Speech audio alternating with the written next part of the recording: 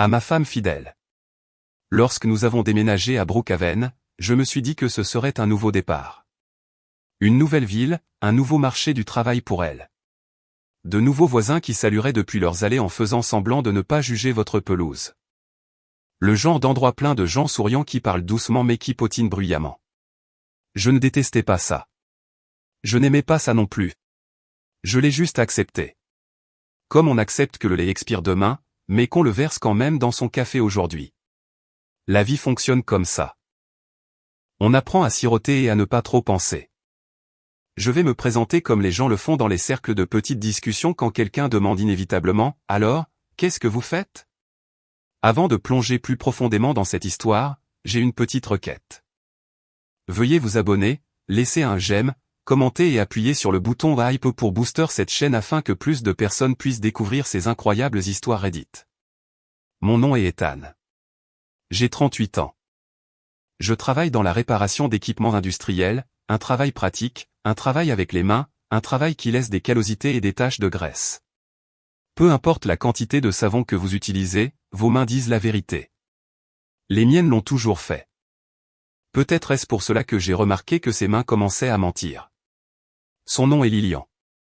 Elle est intelligente, charmante, drôle de cette manière où les autres rient d'abord et vous riez ensuite parce que vous réalisez que la blague n'était pas vraiment drôle, mais sa confiance la faisait paraître telle. Elle me touchait le bras quand elle riait. Elle ne le faisait plus. Je l'ai remarqué aussi. Nous avons déménagé à cause de ce que nous appelions poliment un changement de ses priorités de carrière, ce qui se traduisait en gros par le fait qu'elle voulait plus d'argent et plus d'attention que notre ville natale ne pouvait lui offrir.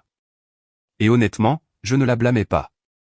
L'ambition n'est pas un péché, mais j'aurais dû faire attention où l'ambition est nichée. Elle s'installe généralement là où l'attention est la plus facile, où l'admiration est bon marché, où quelqu'un d'autre a déjà construit la plateforme, et tout ce que vous avez à faire est de vous y tenir et de sourire.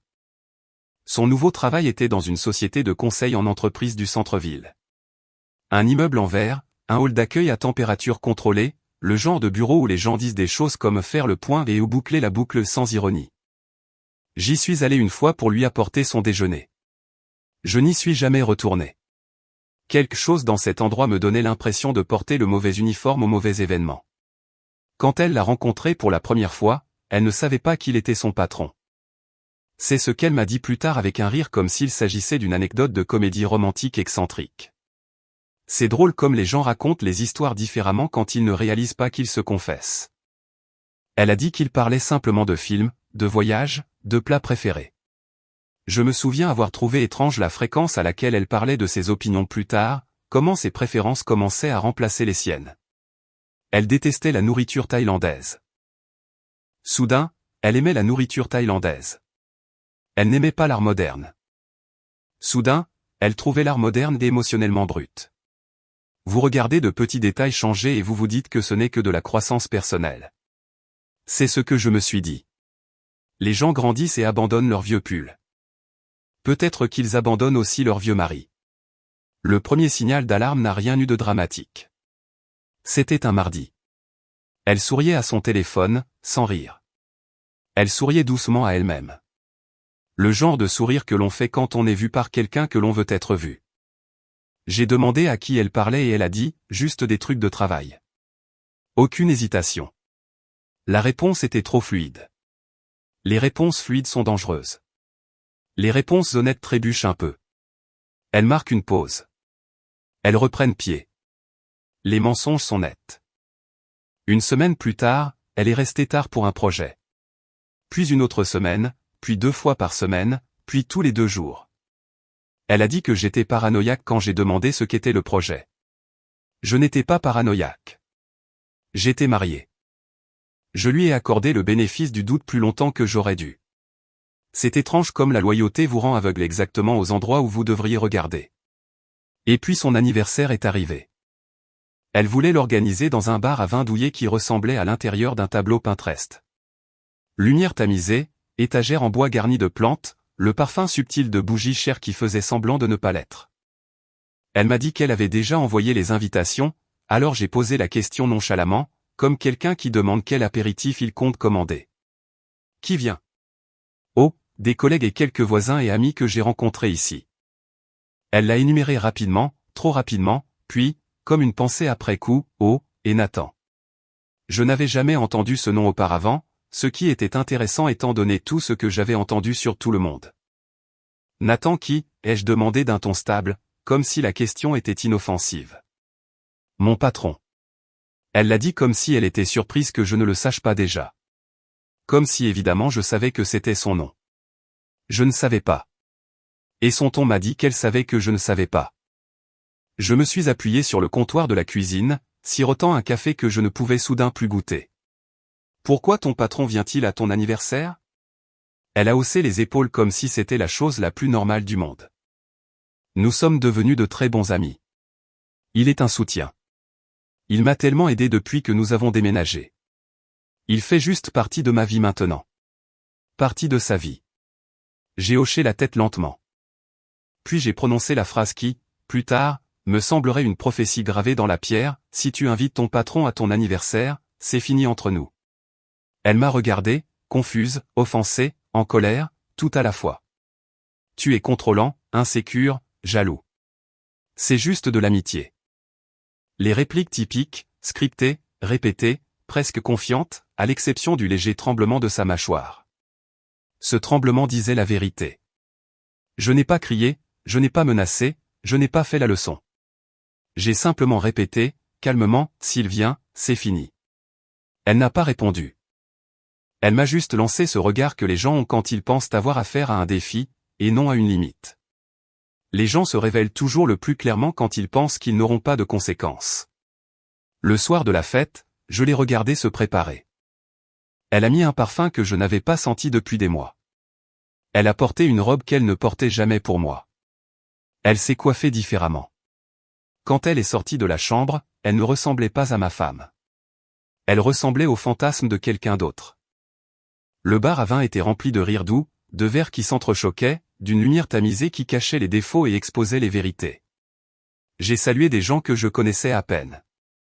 J'ai souri. J'ai joué le mari poli. C'est le costume que les hommes portent avant que la scène ne change. Et puis la porte s'est ouverte. Il est entré. Nathan, plus grand que moi, la mâchoire plus nette, des chaussures chères, le genre de mec qui a l'air de croire qu'il mérite chaque pièce où il entre. Ma femme s'est illuminée. Elle s'est illuminée d'une manière que je ne l'avais pas vue briller pour moi depuis longtemps. Elle n'a même pas réalisé qu'elle brillait. C'est comme ça qu'on sait que c'est réel. Ils ont parlé côte à côte, trop proches. Sa main a effleuré son bras. Elle n'a pas remarqué. Lui, il l'a bien remarqué. Puis vinrent les toasts. Quelqu'un lui tendit un verre et lui dit de dire quelque chose pour l'invité d'honneur. Il dit quelque chose de doux, quelque chose de flatteur, quelque chose de personnel. Tout le monde rit. Puis il se pencha et l'embrassa. Pas un baiser d'ami, pas un baiser poli, un baiser avec de l'histoire derrière. Et je ne réagis pas. Je ne criais pas. Je ne brisais pas de verre. Je sortis simplement mon téléphone et pris une photo. Parce que la vérité, c'est ça. Elle n'a pas besoin de son. Elle a juste besoin d'être vue. J'attendis. Je laissai le moment planer. Je laissai les murmures commencer. Je laissai les premières vagues d'inconfort onduler dans la pièce comme un changement soudain de température. Puis je levai mon verre. Calme, stable, assez discret pour que tout le monde se penche pour entendre, ce qui signifiait que personne ne pouvait détourner le regard. À ma femme, dis-je, quelle femme fidèle j'ai. La pièce se figea. Elle devint pâle. Sa main retomba de sa taille. Et c'est là que tout commença. Le silence n'est pas réellement silencieux. Il a un poids. Il a une forme. Il a un pouls. La pièce ne s'est pas contentée de se taire.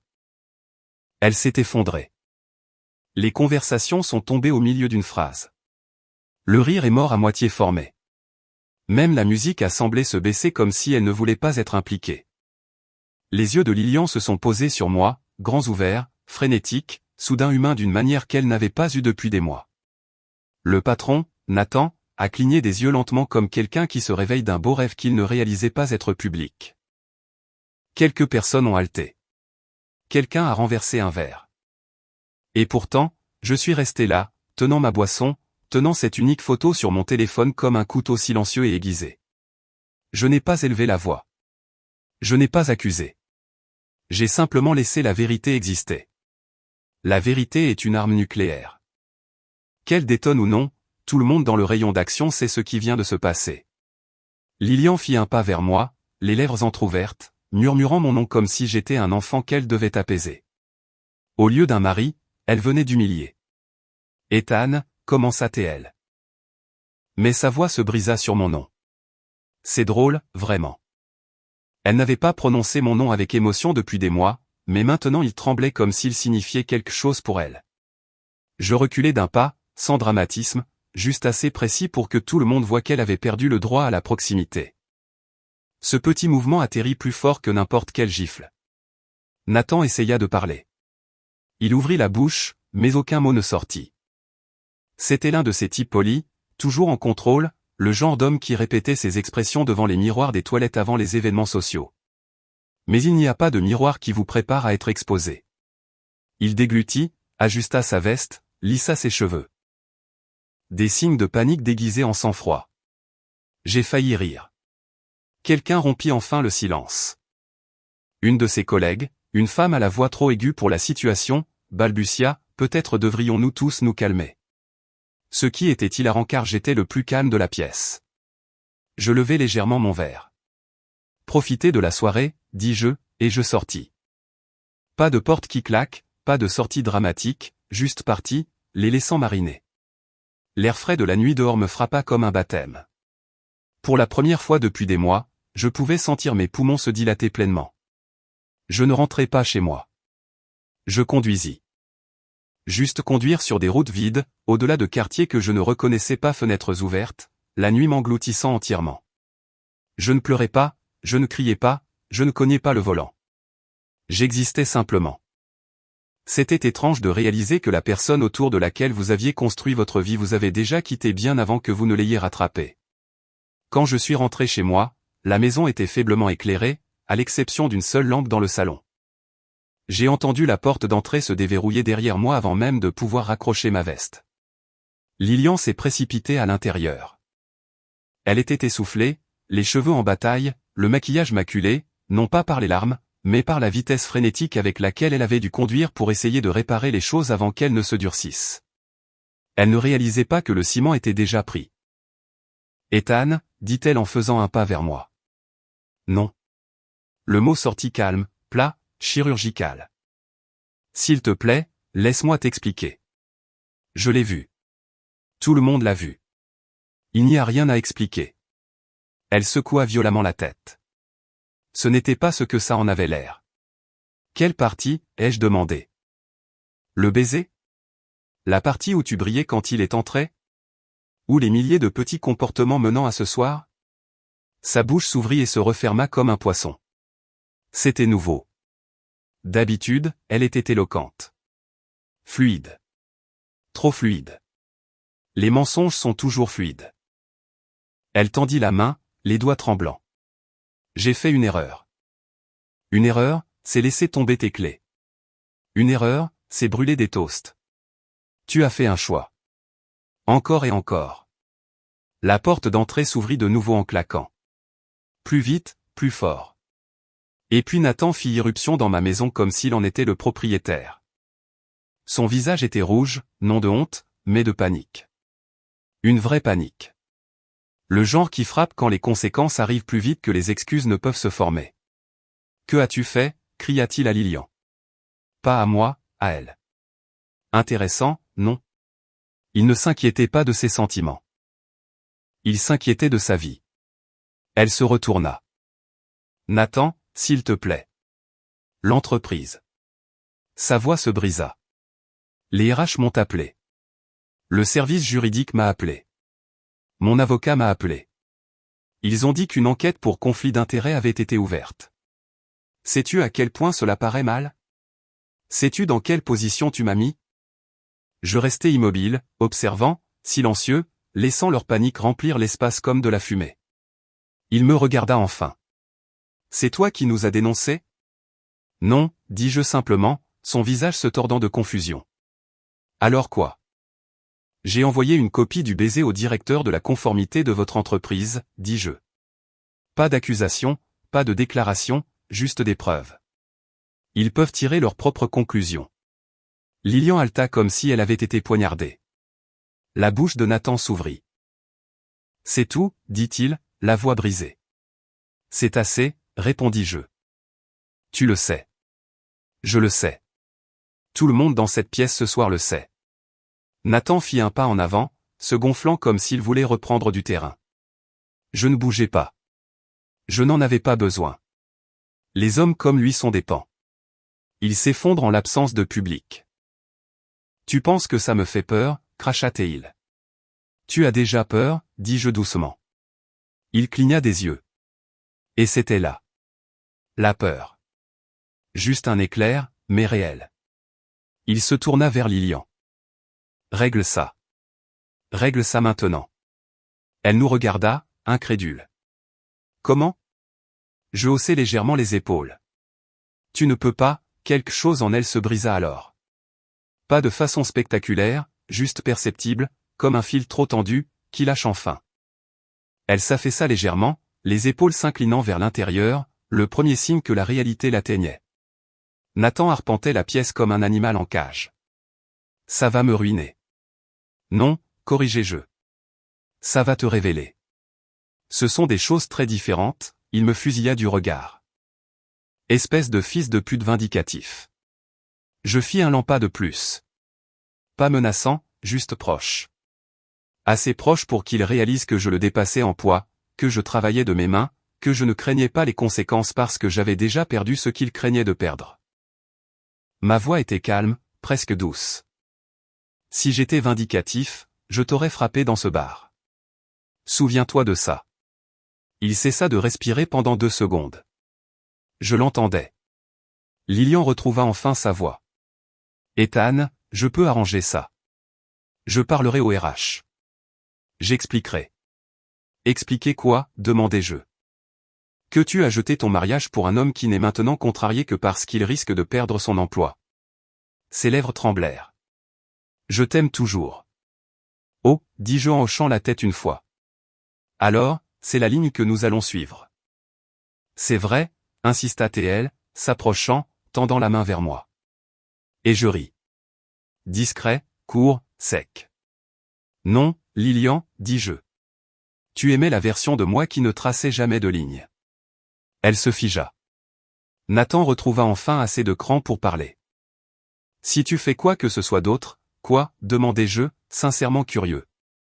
Que me feras-tu, Nathan? Il ne répondit pas parce qu'il n'y avait rien qu'il puisse dire qui ne le fasse paraître plus petit. Il partit vite, avec colère, comme un homme essayant de fuir son propre reflet. La porte claqua derrière lui. Lilian resta là, les larmes coulaient maintenant. De vraies larmes, pas des larmes de performance. Ethan, je t'en supplie.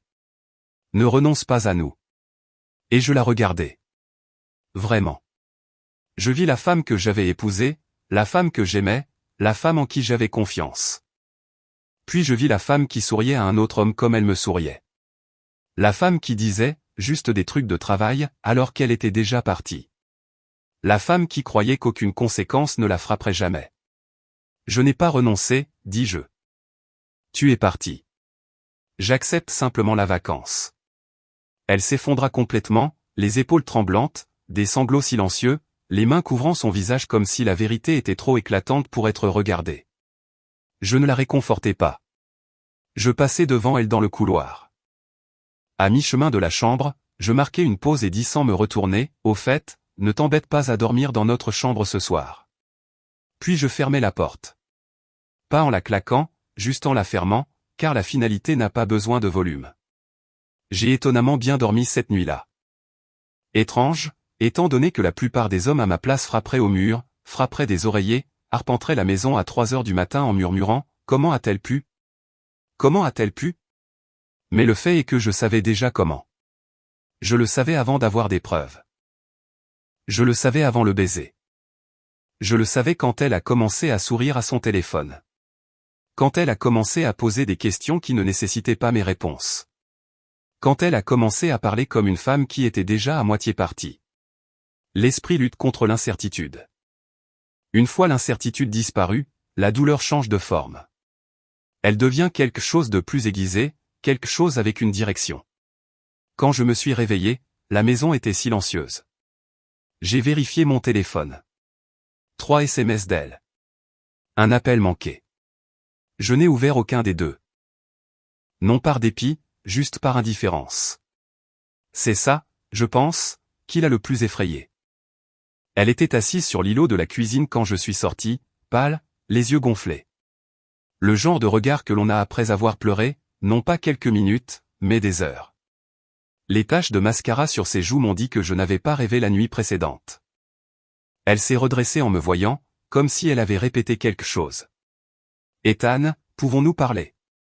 J'ai ouvert le réfrigérateur, me suis versé un verre de jus, j'ai pris une gorgée. Non pressé, non dramatique, juste vivre. Le simple fait de bouger sans avoir besoin d'elle l'a ébranlé. Tu as dit que tu ne voulais pas d'explication, a-t-elle poursuivi d'une voix.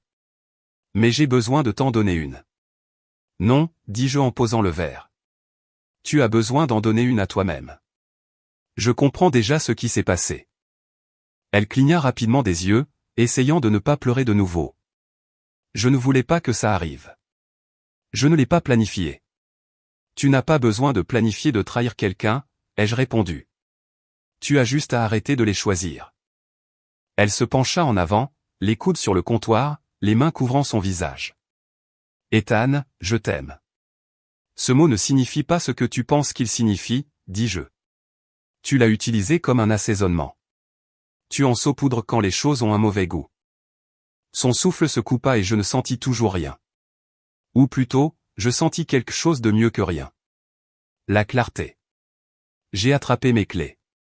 Où vas-tu, murmura-t-elle. Au travail. Tu pars comme ça? Comme toi, dis-je. Je ne me suis pas retourné pour la regarder. Je l'ai entendu pleurer de nouveau en fermant la porte. Le travail était une bénédiction ce matin-là. Les machines ne mentent pas. Un roulement cassé est un roulement cassé. Un moteur bloqué est un moteur bloqué. Un boulon tourne ou ne tourne pas. Il n'y a pas de sous-intrigues émotionnelles, pas d'ambiguïté morale, pas de se demander ce que quelqu'un voulait dire en disant quelque chose. On répare juste ce qui est cassé. J'enviais la simplicité. Mais la réalité n'est pas simple. Et ma réalité m'attendait sur le parking quand mon quart de travail s'est terminé. Nathan appuyé contre sa voiture, les bras croisés, essayant d'avoir l'air serein, échouant. Je me suis arrêté à 3 mètres de lui, sans agressivité, sans peur, neutre. Je l'ai laissé choisir le ton de cette interaction. Nous devons parler, dit-il. Non, dis-je. Il prit une inspiration frustrée. Écoute, je ne sais pas ce que tu penses faire, mais tu ruines plus que ton mariage. Tu fais exploser ma carrière, ma vie. Tu as embrassé ma femme dans une pièce pleine de gens, dis-je. Si ta vie est assez fragile pour être brisée par la vérité, ce n'est pas de ma faute. Il fit un pas de plus. Nous n'avons rien fait de mal. Je le regardai, laissant le silence répondre à ceux qui n'avaient pas besoin de mots. Il baissa les yeux, puis essaya de nouveau. Nous n'avons pas. Nous étions justes.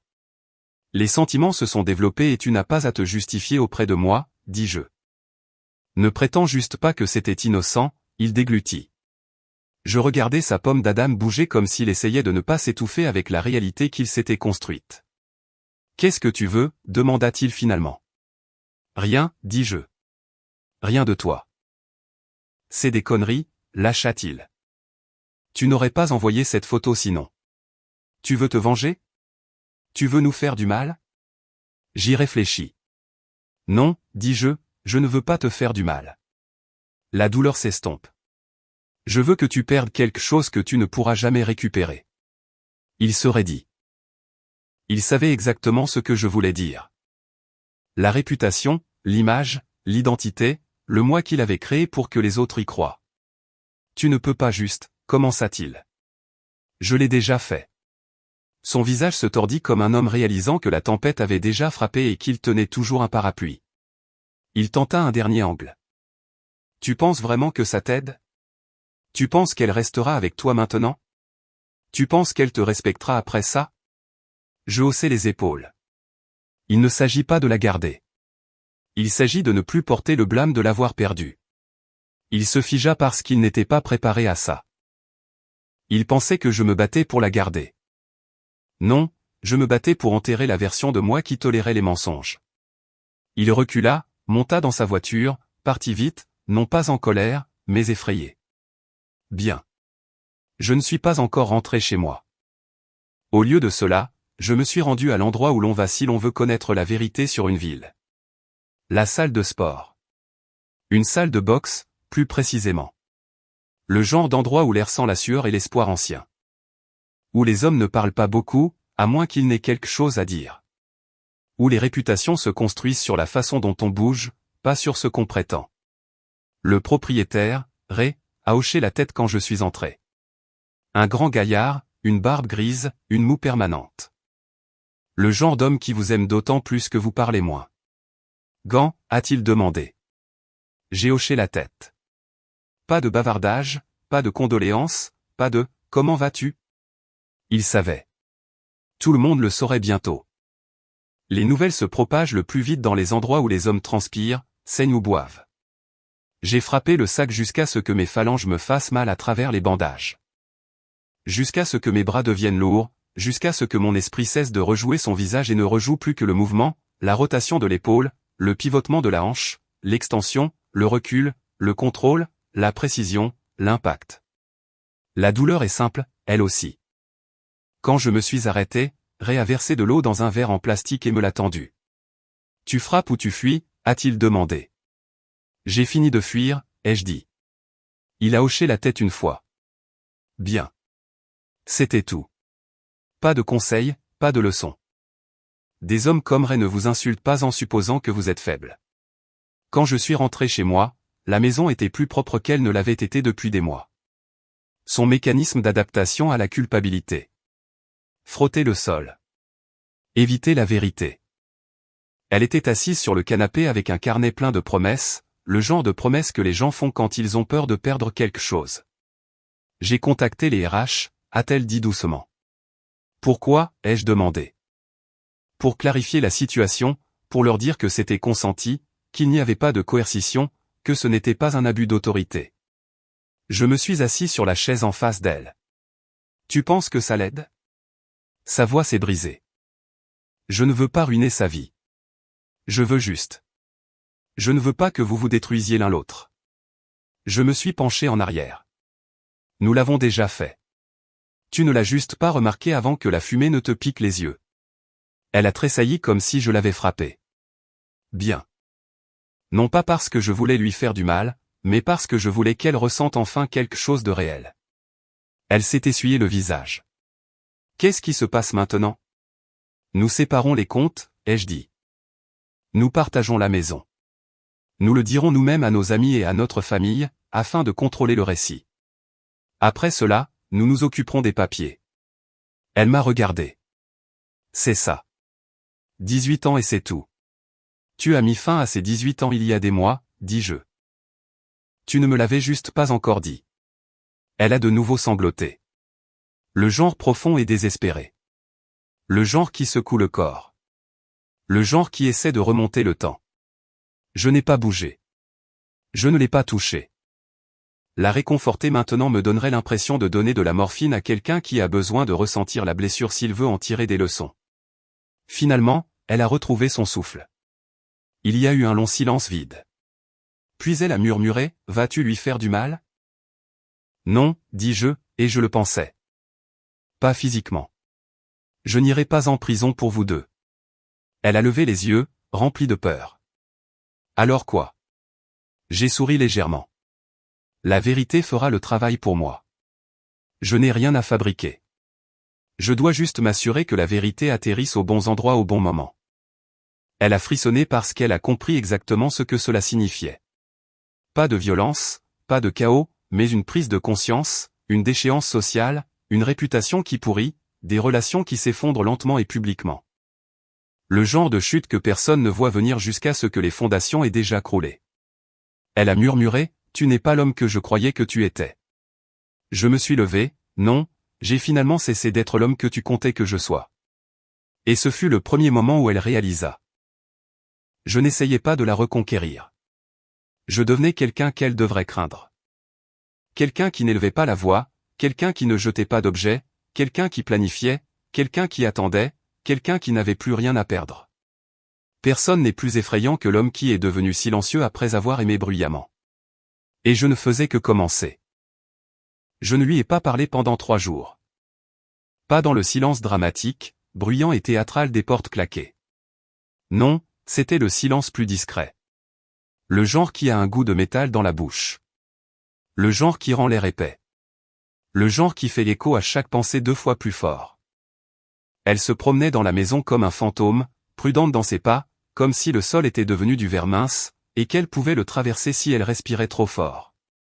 Elle faisait du café pour 2 tous les matins, même si je n'en buvais pas. Elle baissait le volume de la télévision à peine audible. Elle murmurait des appels téléphoniques, murmurait des excuses à personne, murmurait parfois mon nom comme si elle pouvait invoquer l'homme que j'avais été. Mais cet homme était parti. Ou plus précisément, il avait été recouvert de couches de tolérance pendant trop longtemps. Et maintenant, ces couches s'écaillaient comme de la peinture dans l'humidité. Le silence était le pont entre qui j'étais et qui je devenais. Et pendant ce silence, je l'observais, non pas elle, plus maintenant. Je commençais à l'observer lui parce que pendant qu'elle s'effondrait sous sa propre culpabilité, il bougeait, essayant de contrôler les retombées, essayant de devancer le récit. C'est ce que font toujours les hommes comme Nathan. Ils croient que s'ils parlent les premiers, ils gagnent la vérité. Mais la vérité n'appartient pas à la personne la plus bruyante. Elle appartient à la première personne qui cesse de mentir. J'ai suivi ma routine, mais mes yeux étaient ouverts maintenant. J'ai remarqué la façon dont les gens me regardaient à l'épicerie. Pas de pitié, pas de jugement, curieux, avides de détails. Les petites villes et les villes de taille moyenne fonctionnent de la même manière. Les nouvelles ne voyagent pas. Elles se propagent comme la fumée, comme le parfum, comme une infection. La photo avait circulé. Peut-être pas l'image elle-même, mais l'histoire de la photo. Les histoires se propagent plus vite que les preuves ne le feront jamais. Je n'ai pas alimenté les rumeurs. Je n'en avais pas besoin. La vérité est l'oxygène du commérage. Elle grandit sans effort. J'ai commencé à faire autre chose aussi. J'ai commencé à recueillir des informations, non pas pour manipuler, non pas pour fabriquer, juste pour comprendre. Parce qu'une fois que vous comprenez comment quelque chose se brise, vous apprenez à le briser jusqu'au bout. Le premier endroit où je suis allé était son lieu de travail. Pas pour confronter qui que ce soit. Je ne suis pas entré en criant. Je n'ai pas fait de scène. Je suis entré dans le hall comme n'importe quel visiteur, j'ai salué la réceptionniste et j'ai dit que j'étais là pour chercher quelque chose pour ma femme. Poli, calme, oubliable. La réceptionniste, une femme d'une 50aine d'années avec les yeux fatigués et omniscients de quelqu'un qui a vu trop d'affaires de bureau mal tournées de façon prévisible, m'a lancé un regard que j'ai immédiatement reconnu. Sympathie mêlée de confirmation. Elle n'avait pas besoin de dire quoi que ce soit. Son silence disait « Vous êtes le mari ». J'ai attendu sur une chaise près de l'ascenseur. Je n'ai pas eu à attendre longtemps. Des collègues passaient, me regardaient, faisaient semblant de ne pas me regarder de nouveau, chuchotaient dans les coins. L'air était épais de ce mélange de commérage et de culpabilité que seuls les bureaux d'entreprise et les sous-sols d'église produisent. Un homme, une trentaine d'années, les manches retroussées, l'alliance brillante comme un signe de protection morale, s'arrêta près de moi. Il ne se présenta pas, se contentant de dire doucement « Vous méritiez mieux ». Je ne répondis pas. Il ne s'y attendait pas. Il s'éloigna avec la rapidité de quelqu'un qui voulait aider, mais ne voulait pas être vu en train d'aider. Ce fut le moment où je réalisai que ce n'était pas seulement un secret. C'était un secret de Polichinelle, ce qui est pire parce que cela signifiait que les gens avaient vu les signes bien avant moi. Et personne n'avait rien dit. Non pas parce qu'ils voulaient la protéger, mais parce que ce n'était pas leur vie. Et les gens n'interviennent que lorsqu'ils s'en soucient. Personne ne se souciait vraiment de nous. Pas vraiment. Ils se souciaient du divertissement. J'ai pris l'ascenseur jusqu'à son étage. Elle ne savait pas que je venais. C'était le but. Les portes se sont ouvertes et elle était là, penchée sur le bureau de quelqu'un, la voix fine et épuisée, essayant de faire comme si le monde n'avait pas basculé. Quand elle m'a vu, son cœur s'est arrêté. On peut toujours dire quand le cœur de quelqu'un s'arrête, même s'il continue de respirer. Ethan, murmura-t-elle comme si mon nom était quelque chose de fragile. Je ne me suis pas dirigé vers elle. Je n'ai pas parlé. J'ai juste regardé au-delà d'elle, vers son bureau. La porte était fermée. Lâche. Elle a suivi mon regard et la panique a traversé son visage. S'il te plaît, ne fais rien. Je ne suis pas là pour lui, dis-je. Tout l'étage semblait se pencher, les oreilles derrière les écrans d'ordinateur, les yeux faisant semblant de lire des feuilles de calcul. Elle m'a tiré dans une petite salle de conférence, les mains tremblantes. « Pourquoi es-tu ici ?» a-t-elle demandé. « Pour comprendre l'histoire que tu as racontée à tout le monde, dis-je. » Elle a tressailli. « Je n'ai rien dit à personne. Tu n'en avais pas besoin. » Il le savait déjà. Ses yeux se sont de nouveau remplis de larmes. Je ne me suis pas rendu compte. Tu ne t'es pas rendu compte que les gens remarquent quand tu remplaces un centre de gravité par un autre, ai-je demandé. Les gens voient où va l'attention. L'attention laisse toujours des empreintes. Elle s'est assise lourdement comme si ses jambes lâchaient. Je n'ai jamais cessé de t'aimer, a-t-elle dit de nouveau. Je l'ai étudiée. Pas la femme que j'ai épousée, la femme qu'elle était devenue après avoir fait son choix. Choisir quelqu'un d'autre n'est pas toujours un acte d'amour. Parfois, c'est un acte de lâcheté. Parfois, c'est vouloir se sentir désiré sans avoir besoin d'être connu. Je ne lui ai pas donné de réponse. Je suis juste parti. L'endroit suivant où je suis allé était le bar près de leur bureau. Celui où les consultants et les analystes vont se détendre en faisant semblant de ne pas noyer leur insatisfaction dans des cocktails trop chers. Le barman la connaissait. Le barman le connaissait aussi. Les barmans savent toujours tout. Il a poli un verre pendant que je m'asseyais, me regarda avec reconnaissance, mais sans surprise. Whisky ? Bien sûr. Il versa sans mesurer. Cela m'a dit qu'il m'avait attendu. Il s'est appuyé sur le bar. Tu es le mari. J'ai beaucoup entendu ce titre ces derniers temps, dis-je. Il a souri d'un air narquois. Les gens parlent. Je sais. Il m'a étudié un long moment, essayant de décider si j'étais là pour commencer un combat ou en finir un. Tu veux savoir ce que tout le monde a remarqué en premier, a-t-il demandé finalement. Non, dis-je. Je veux savoir ce que personne ne dit à voix haute. Il a hoché la tête lentement. La façon dont elle l'attendait qu'il parle avant de réagir, a-t-il dit.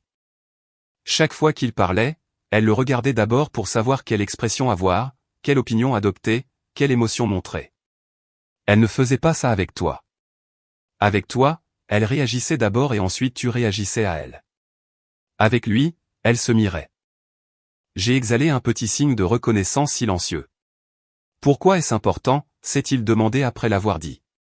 Parce que se mirer, dis-je, c'est la façon dont les gens se comportent quand ils veulent quelque chose de quelqu'un. Il a hoché la tête. Ouais, a-t-il dit. Ouais, ça colle. Il m'en a servi un autre. Tu veux savoir la partie qui a rendu tout le monde mal à l'aise? Non, dis-je, dis-le-moi quand même. La façon dont il parlait de toi, a-t-il dit, comme si tu étais un substitut, comme si tu étais l'image d'avant, comme s'il était la mise à niveau. Je n'ai pas réagi. Pas extérieurement. Intérieurement, quelque chose s'est réaligné. Pas de colère, mais de l'objectif. J'ai terminé la boisson, payé, laissé un pourboire assez important pour qu'il réponde si je revenais. Je suis sorti. Cette nuit-là, je suis resté seul dans ma voiture devant notre maison pendant 20 minutes avant d'entrer. Non pas parce que je ne voulais pas entrer, mais parce que je voulais entrer chez moi selon mes conditions. Tout à partir de maintenant serait selon mes conditions. Quand je suis entré, elle était assise sur le sol du salon, entourée de photos imprimées, de souvenirs, de talons de billets, de mots doux que nous nous étions écrits il y a des années. Elle avait fouillé chaque tiroir, chaque boîte, chaque conteneur de souvenirs que nous possédions. Comme si elle essayait de recoller notre histoire avant qu'elle ne se termine. J'ai trouvé ça, murmura-t-elle, la voix ténue. J'avais oublié à quel point nous nous aimions. Je ne me suis pas assis. L'amour ne disparaît pas, dis-je. Il est enterré sous de nouveaux choix. Tu n'as pas oublié de m'aimer. Tu as juste choisi d'aimer quelqu'un d'autre. Son visage se chiffonna. Je ne l'aime pas, murmura-t-elle. Oui, dis-je doucement. Tu l'aimes, mais pas d'une manière qui dure. Tu aimes la façon dont il te fait te sentir désiré. Tu ne l'aimes pas. Tu aimes le reflet de toi-même que tu vois en lui. Elle ne le nia pas. La culpabilité rend les gens honnêtes de manière discrète. Elle leva les yeux vers moi, les yeux brillants de la dernière lueur d'espoir désespéré d'une personne qui se noie et s'accroche à tout. Tu n'as pas crié sur moi, dit-elle. Tu n'as rien jeté. Tu ne m'as pas maudite. J'attends que tu exploses. Je secouai la tête. Tu attends la mauvaise chose. Dis-je, l'explosion a déjà eu lieu. Tu ne l'as juste pas entendue. Je suis le silence après elle. Elle se couvrit la bouche des deux mains. Des larmes coulaient. Pas des larmes manipulatrices. De vraies larmes.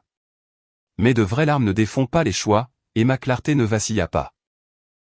Je n'étais plus le mari en deuil.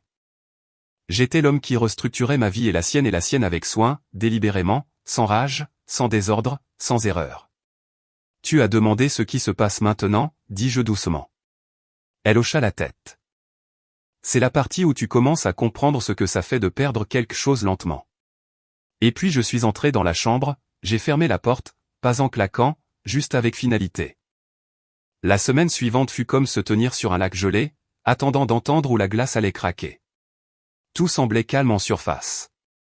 Mais chaque son portait un poids. Chaque pas comptait. Chaque mot devenait plus tranchant. Lilian et moi existions dans la même maison comme deux étrangers louant des chambres adjacentes. Nous ne nous battions pas. Nous ne parlions pas.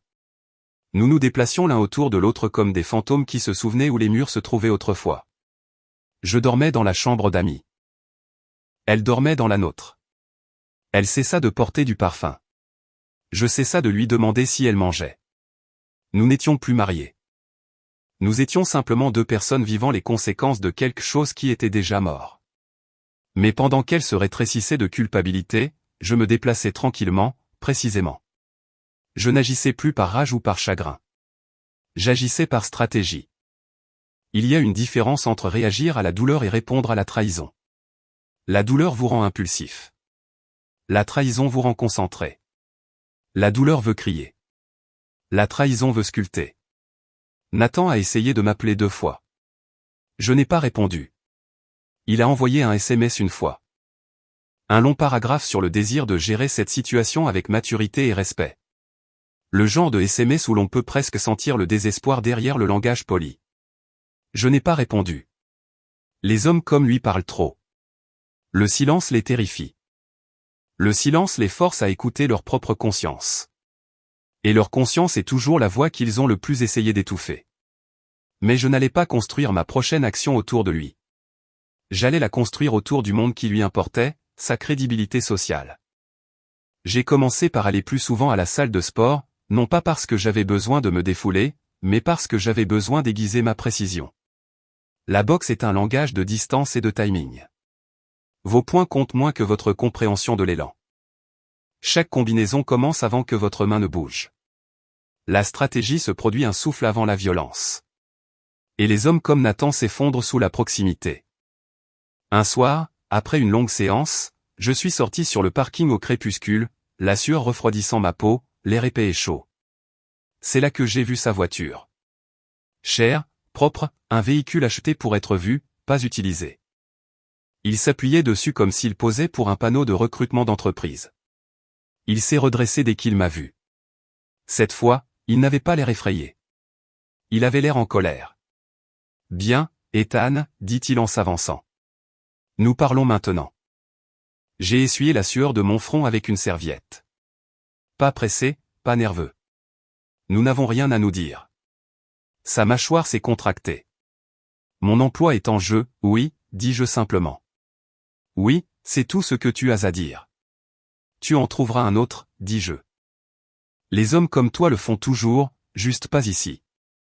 Ses narines se sont dilatées. Cela m'a dit que j'avais touché le nerf précis. Il n'avait pas peur de perdre son emploi. Il avait peur de perdre son identité. Le prestige n'est pas seulement un avantage. C'est un bouclier. Les hommes comme lui utilisent l'image comme une armure. Enlevez l'image et ils n'ont pas de peau. Tu penses que tu me punis, dit-il. Mais tu l'as punie elle aussi. Non, dis-je. Elle s'est punie elle-même. Son souffle se coupa. Il ne s'y attendait pas. Il s'attendait à ce que j'assume sa douleur parce que c'est ce qu'elle supposait toujours que je ferais.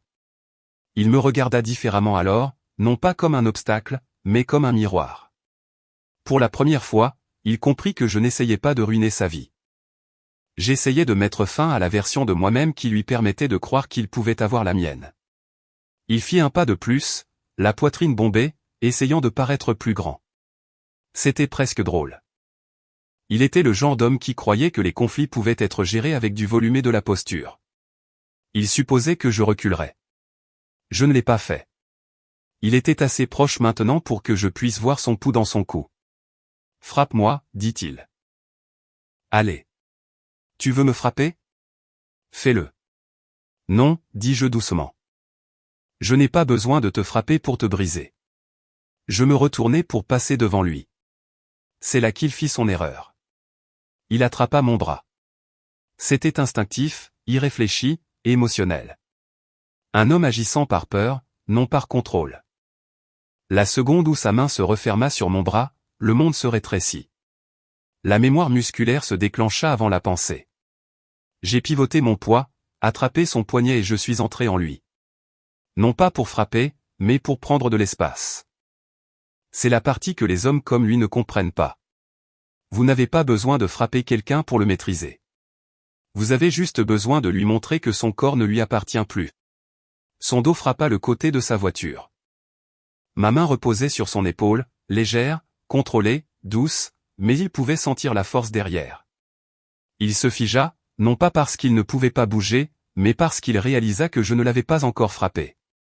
Et l'esprit fait bien pire à un homme que n'importe quel coup de poing. Je me penchai assez près pour qu'il sente mon souffle à son oreille. « Tu ne raconteras pas ta version de l'histoire, dis-je. Tu ne la détourneras pas. Tu n'appelleras pas ce qui s'est passé entre vous au compliqué. Tu ne l'appelleras pas inattendu, émotionnel ou significatif. Tu n'appelleras ça rien du tout. » Je le sentis trembler. « Tu ne feras rien, continuai-je. Tu vas rester immobile. Tu vas laisser la vérité s'installer. Et quand les conséquences viendront, tu les accepteras. » Il expira avec hésitation. « Et si je ne le fais pas ?» Je reculai d'un pouce pour qu'il puisse voir mes yeux. « Alors je cesserai de laisser la vérité faire le travail, dis-je. Et je commencerai à faire le travail moi-même. » Il déglutit. « Tu me menaces ? » Non, dis-je. Je t'explique l'avenir. Je le lâchai. Il ne bougea pas. Il ne respira pas. Il ne fit que fixer. Et je m'éloignai. Pas vite, pas triomphant, juste calmement, comme quelqu'un qui avait déjà fait la paix avec le résultat. Quand je suis rentré chez moi, Lilian était assise sur les escaliers, les genoux serrés contre sa poitrine, les cheveux en chignon désordonnés qui donnaient l'impression qu'elle les avait tirés 6 fois déjà. Elle avait l'air de ne pas avoir dormi. Elle me regarda entrer.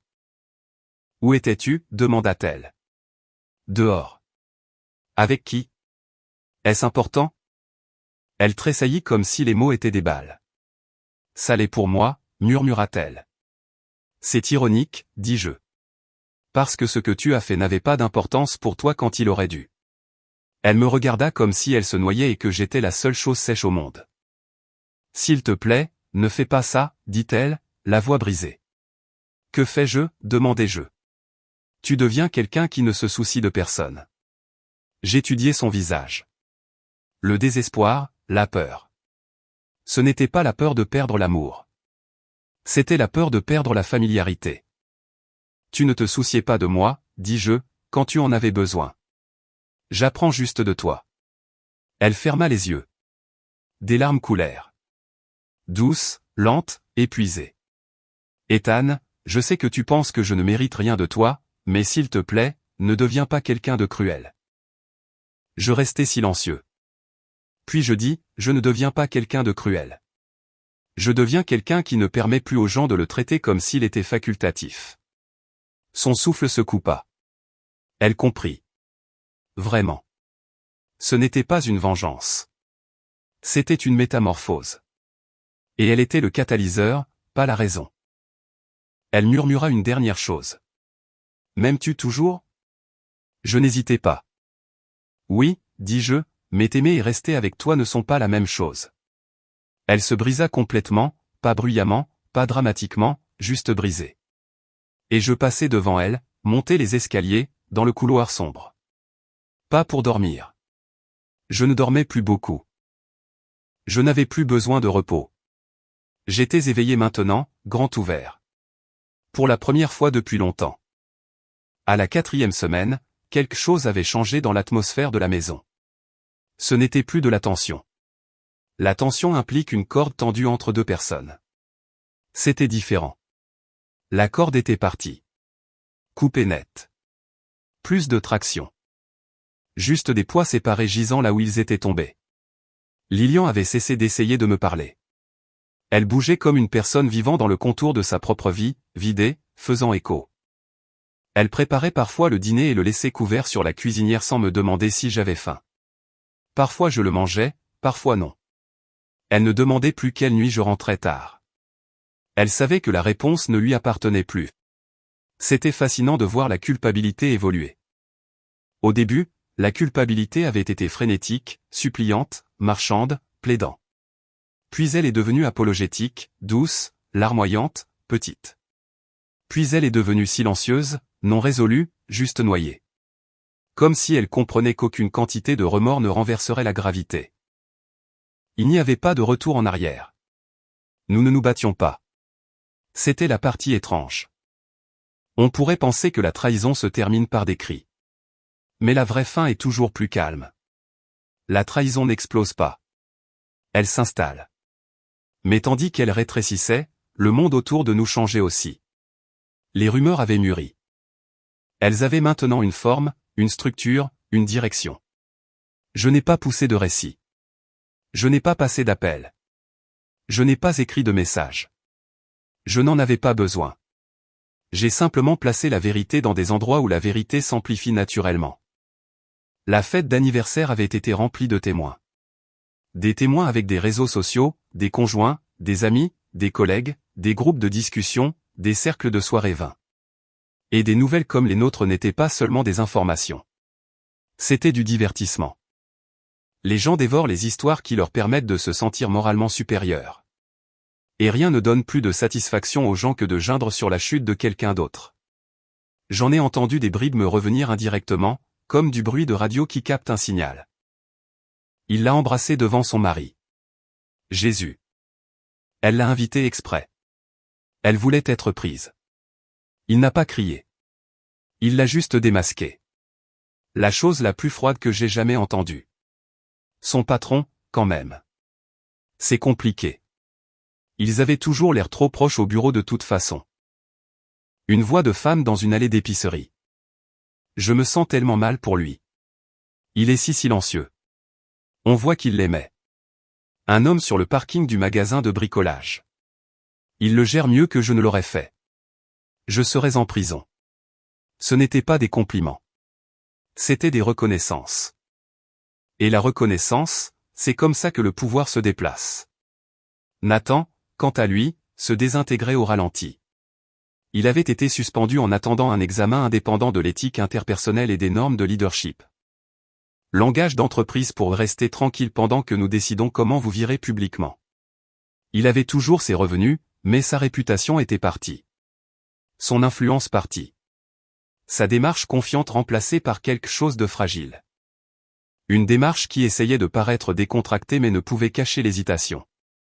Les gens qui gravitaient autrefois autour de lui l'évitaient maintenant comme une éruption cutanée contagieuse. La mort sociale arrive avant les conséquences pratiques. C'est ainsi que fonctionne l'humiliation. Et Lilian, elle a aussi traversé cette chute. Il avait été sa porte dorée vers une nouvelle vie. Maintenant, il était un toit qui s'effondrait. Le jour où je l'ai vu son téléphone vibrer avec son nom et qu'elle n'a pas répondu. Non par droiture, mais par peur. J'ai compris quelque chose clairement. Ils n'étaient pas amoureux. Ils étaient complices. Et les comploteurs s'effondrent dès que le plafond craque. Plus tard ce soir-là, elle m'a approché dans le couloir, ne pleurant plus, juste fatiguée. J'ai rompu avec lui, dit-elle. La voix calme, trop calme, exercée. Je sais, dis-je. Ses yeux ont vacillé. Comment? Parce qu'il n'a jamais été le but, dis-je. On ne quitte pas une personne pour quelqu'un d'autre. On quitte une personne parce qu'on est déjà parti avant qu'elle ne le remarque. Elle a dégluti. Je veux essayer de reconstruire. J'ai hoché la tête une fois, non pas comme un accord, mais comme une reconnaissance. Je crois que tu veux ça, dis-je. Mais vouloir défaire quelque chose ne signifie pas que la chose n'est pas arrivée. Elle a fermé les yeux. Ethan, je ne sais plus qui je suis. Oui, tu sais, dis-je. Tu n'aimes juste pas ça. Elle a tressailli, mais elle n'a pas discuté. C'était nouveau. Elle apprenait. Pas vite, mais elle apprenait. La phase suivante est arrivée tranquillement. J'ai commencé à sortir la nuit. Pas dans des clubs, pas dans des bars, pas à des rendez-vous. Je n'avais pas besoin de distraction. J'avais besoin d'observation. J'avais besoin d'une carte d'influence. Qui elle fréquentait avant, qui la valorisait, qui l'enviait, qui croyait ses histoires, qui la doutait depuis le début. Les écosystèmes sociaux ont toujours des prédateurs et des charognards. Et chaque trahison est entourée des deux. Je n'ai rien saboté directement. Je n'ai pas lancé de rumeurs. J'ai simplement confirmé des vérités quand on me l'a demandé. La vérité est contagieuse lorsqu'elle est lâchée dans le bon environnement. Comme placer une étincelle près d'herbes sèches. Exemple, une femme que nous connaissions du quartier m'a arrêté devant la maison. Elle a dit doucement, « J'ai entendu dire que vous traversiez quelque chose. Je suis tellement désolé. » Je l'ai regardée calmement. Elle a embrassé son patron à sa fête d'anniversaire, dis-je. Je ne l'ai pas imaginé. Je n'ai rien mal interprété. Je n'ai pas mal compris le contexte. Je l'ai vu. Pas d'émotion, juste un fait. La femme a cligné des yeux. Oh, ce beau voyagerait et développerait des dents et reviendrait affûté. Non pas parce que je l'ai demandé, parce que la vérité se propage le plus vite lorsqu'elle atterrit dans des bouches qui aiment le goût du jugement. Je n'avais pas à la détester pour laisser les conséquences tomber. Je devais juste cesser de la protéger. Un soir, je l'ai trouvée assise dans le salon avec un tableau d'offres d'emploi ouvert sur son ordinateur portable. Elle le fixait comme quelqu'un fixe l'eau quand il apprend à nager et sait que l'eau ne se soucie pas qu'il se noie. Ils prennent leur distance avec moi au travail, dit-elle doucement. Les gens sont polis, mais pas chaleureux. C'est comme ça que les gens traitent une maison qui a subi des dégâts de fumée, dis-je. Ils ne savent pas si le feu est éteint. Sa voix se brisa. Je ne pensais pas que cela me suivrait pour toujours. Ça ne le fera pas, dis-je. Mais ça le fera assez longtemps. Elle leva les yeux brusquement. Tu aimes ça? Non, dis-je, je suis présent. Cela atteignit plus profondément que toute accusation ne l'aurait pu. Elle me regarda comme si j'étais quelqu'un qu'elle n'avait jamais rencontré, ce qui était exact car elle ne m'avait jamais vraiment rencontré. Elle avait rencontré la version de moi qui aimait sans limite, qui croyait que la loyauté était la sécurité, qui croyait que faire le bien mériterait le bien en retour. Cet homme était parti. Je ne l'ai pas tué. Elle l'a affamé. J'ai simplement cessé de nourrir ce qu'elle affamait. Quelques jours plus tard, le patron a fait son coup. Le dernier coup que les hommes comme lui font toujours. Il est de nouveau apparu chez nous. Cette fois, tard dans la nuit, frappant à la porte, non pas en colère, mais désespéré. J'ai ouvert la porte juste assez pour le voir, pas assez pour l'inviter à entrer. Il avait l'air ruiné. Pas physiquement. Physiquement, il avait le même aspect. Mais l'éclat était parti, la confiance, la performance soignée. Il ressemblait à un homme qui avait appris que l'admiration avait une date d'expiration. S'il vous plaît, dit-il, s'il vous plaît, annulez tout ça. S'il vous plaît, dites-leur, dites à l'entreprise que c'était mutuel, que ce n'était pas prédateur, que ce n'était pas, c'était mutuel, dis-je. C'est ça le problème. Ce n'était pas forcé. C'était choisi. Il a eu l'air poignardé parce qu'il a reconnu la vérité et la détestait. Vous n'avez pas à nous détruire, murmura-t-il. Je ne détruis rien, dis-je. Vous ne faites que voir le coup de ce que vous avez déjà fait. Il fit un pas en avant. Je sortis, fermant la porte derrière moi, bloquant l'intérieur, la bloquant elle. S'il devait y avoir un moment ici, il nous appartenait, à nous, pas à elle.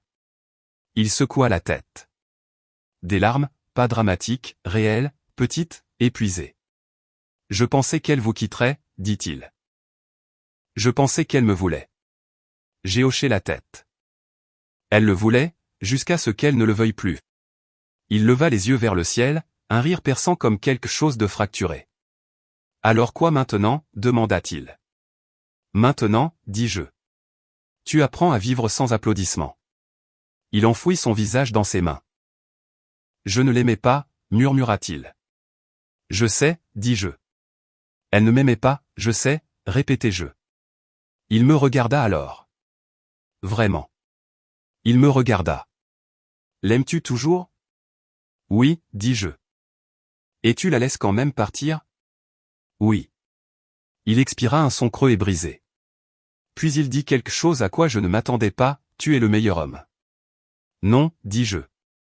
Je suis juste celui qui a appris plus vite. Il hocha la tête lentement. Puis il partit. Pas de façon dramatique. Il entra juste dans l'obscurité. Et je restai là sur le porche, respirant dans une nuit qui n'était ni froide ni chaude, juste claire. La clarté est comme de l'oxygène quand vous vous êtes noyé tranquillement pendant des mois. Je suis rentré à l'intérieur. Elle se tenait près du couloir, les yeux rouges, n'ayant entendu que des fragments. C'est fini, murmura-t-elle. Non, dis-je. Parce que ce n'était pas la fin. C'était le point médian. La partie où la vérité n'est plus nouvelle. La partie où les conséquences s'installent. La partie où les identités changent. La partie où l'histoire s'aiguise plutôt que de s'estomper. La partie où je cesse de réagir à la trahison et commence à construire ce qui vient après. Le changement ne s'est pas produit d'un coup. Il ne le fait jamais. Les fins n'arrivent pas comme des tempêtes. Elles s'installent comme la poussière. Lentement au début, puis soudain partout. Lilian a commencé à se réveiller plus tôt qu'avant, comme si elle avait peur d'être surprise endormie pendant que sa vie se désintégrait. Elle préparait le petit déjeuner. Elle ne mangeait pas. Elle s'habillait avec soin pour aller travailler dans un endroit où personne ne la regardait dans les yeux. Elle rentrait chez elle en se déplaçant comme quelqu'un qui se préparait à un impact. Je ne lui ai pas dit de rester. Je ne lui ai pas dit de partir. J'ai laissé la gravité faire ce qu'elle fait. Les gens tombent le plus fort quand aucune main n'est offerte pour les retenir et aucune main ne les pousse non plus. Juste la réalisation qu'il n'y a plus personne à blâmer pour la chute. C'est dans cet effondrement silencieux que j'ai appris la vérité que j'ignorais. Elle ne me trompait pas seulement. Elle planifiait. Il y a une différence. La tricherie est une impulsion. La planification est une intention. Je l'ai découverte comme la plupart des vérités sont découvertes. Non pas en la cherchant, mais en cherchant quelque chose de complètement différent. J'étais dans le placard du couloir, essayant de trouver la rallonge de rechange quand j'ai fait tomber un sac fourre-tout en toile rangé derrière les manteaux d'hiver. Des papiers se sont répandus sur le sol, des dossiers, une demande de location imprimée, une liste d'entreprises de déménagement recommandées, des captures d'écran d'annonces d'appartements, des emails confirmant des visites, datées, organisées, horodatées, vieux de plusieurs semaines. Elle était à moitié sortie de notre vie avant la fête d'anniversaire. Elle ne me quittait pas parce qu'elle était tombée amoureuse de lui. Elle me remplaçait avant même que je ne réalise que j'étais remplacé. Je suis resté là longtemps, tenant la demande de location, non pas choqué, non pas en colère, juste compréhensif. La trahison n'a pas commencé au baiser. Elle a commencé au moment où elle a décidé de se construire une sortie et de me laisser continuer à construire un foyer. Quand elle franchit la porte ce soir-là, j'étais assis à la table de la cuisine, les documents étalés devant moi. Elle se figea dans l'embrasure de la porte. Pendant un long moment, elle ne parla pas. Puis elle baissa son sac à main, le posa doucement sur le comptoir, et s'assit en face de moi sans qu'on le lui demande. Ses mains étaient croisées sur ses genoux comme une élève attendant d'être interrogée par une directrice qu'elle respecte et craint à la fois. Tu avais l'intention de déménager, dis-je. Pas une accusation, juste une déclaration de fait. Elle fixa la table, la mâchoire tremblante. Oui. Combien de temps? 3 mois, murmura-t-elle. 3 mois avant la fête d'anniversaire, avant le baiser. Avant que les nuits tardives ne deviennent des excuses. Avant même que la culpabilité n'entre dans la pièce. Je me penchai en arrière sur la chaise. Elle me regarda comme si ma réaction était le verdict de toute sa vie. Tu ne voulais pas me quitter, dis-je. Tu voulais quitter la version de toi qui existait avec moi. Son souffle trembla. Je pensais que si je devenais quelqu'un d'autre, je pourrais recommencer. Et il était la porte, dis-je. Elle ne le nia pas. Elle n'essaya même pas, mais tu n'es pas parti, continuai-je. Pourquoi? Elle leva les yeux alors, les yeux brillants de larmes. Pas pour moi. Pour la reconnaissance d'elle-même. Parce que je pensais que tu t'effondrerais, murmura-t-elle. Je clignai lentement des yeux. Ah. Elle n'était pas restée parce qu'elle m'aimait. Elle était restée parce qu'elle pensait que j'avais besoin d'elle. Parce qu'elle pensait que je m'effondrerais sans elle. Parce qu'elle pensait qu'elle était le centre de ma stabilité. Pas l'amour, la responsabilité. C'était sa dernière illusion. Et quand je ne me suis pas effondré, dis-je, tu as réalisé que tu t'étais trompé. Elle hocha la tête, les larmes coulant librement maintenant. Je ne savais pas que tu pouvais survivre sans moi. Je ne savais pas que tu avais l'intention de survivre sans moi, répondis-je. Le silence s'étendit, remplissant chaque recoin de la pièce. Elle couvrit son visage des deux mains. Je ne sais plus qui je suis, dit-elle de nouveau, cette fois crue, dépouillée de toute performance. Oui, dis-je. Tu sais. Tu as juste construit une vie qui dépendait d'être la fragile, celle dont on s'occupe, celle qui avait besoin d'être secourue. Et quand tu as réalisé que je ne te voyais plus comme quelqu'un à secourir, ton rôle a disparu. Ses épaules tremblèrent, brisées. Non par moi, par l'effondrement de son propre récit. Je n'en tirais aucun réconfort. Il n'y avait pas de victoire ici, juste de la compréhension. Elle baissa les mains, la voix à peine audible. Qu'est-ce qui se passe maintenant? Tu lâches prise, dis-je. Non pas de moi. Mais de l'histoire où tu es la blessée. Elle me regarda comme si je venais de lui remettre quelque chose de lourd parce que c'était le cas. La responsabilité pèse plus lourd que la culpabilité. La culpabilité est passive. La responsabilité exige de l'action.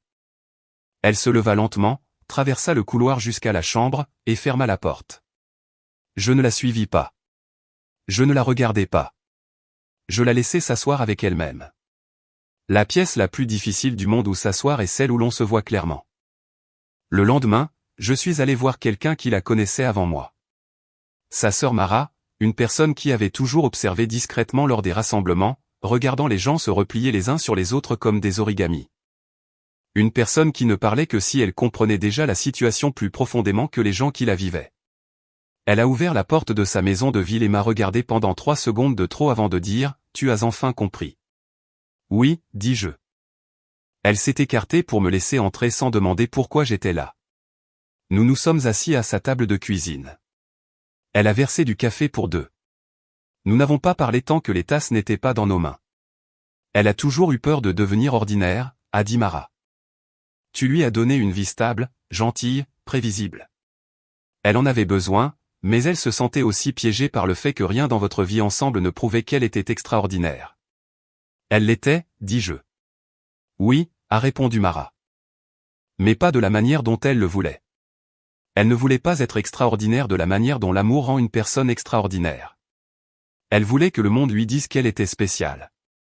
Tu l'as aimée en privé. Il l'a admirée publiquement. L'admiration semble plus forte que l'amour. J'ai hoché la tête. Pourquoi me dis-tu ça, ai-je demandé. Parce que tu n'es pas là pour des réponses, a-t-elle dit. Tu es là pour une conclusion. Elle avait raison. La conclusion n'est pas de comprendre pourquoi quelque chose est arrivé. La conclusion est de comprendre qui vous êtes devenu à cause de cela. Elle se brise, dis-je doucement. Oui, a répondu Mara. Parce qu'elle a passé des années à construire son identité sur la façon dont les autres lui répondaient et maintenant personne ne répond. Est-ce qu'elle ira bien, ai-je demandé. Mara m'a étudié un long moment. Elle apprendra, a-t-elle dit. Apprendre fait mal. J'ai terminé le café, me suis levé. Mara a posé une main sur mon bras avant que je ne parte. Tu étais un bon mari, a-t-elle dit.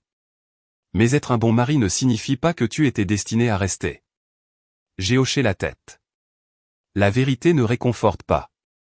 Elle s'installe. Quand je suis rentré chez moi, Lilian était assise dehors sur le perron. Sans manteau, sans téléphone, juste assise, fixant le vide. Elle a levé les yeux quand je me suis approché. Je pars demain, dit-elle. Pas dramatique, pas larmoyante, juste décidée. Je me suis assis à côté d'elle. Pas assez près pour toucher, juste assez près pour reconnaître. Où vas-tu, ai-je demandé. Ta sœur m'a trouvé une sous-location temporaire, dit-elle.